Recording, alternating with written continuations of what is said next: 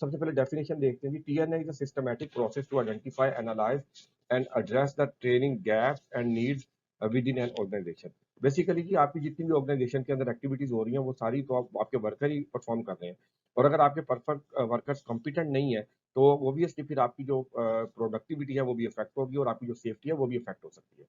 तो इसके लिए जी एक टीएनए क्या है जी, एक सिस्टमैटिक अप्रोच होती है। आप प्रोसीजर बनाते हैं जिसके अंदर आप बेसिकली अपने वर्कर्स की जो नीड्स हैं ट्रेनिंग की, ये रिलेट करती हैं कि जो आपकी जॉब है उसके अंदर कौन कौन सी जो आपकी स्किल्स चाहिए, उनकी बेस पर आप जो है नीड्स को आइडेंटिफाई करते हैं और वर्कर को वो ट्रेनिंग करवाते हैं।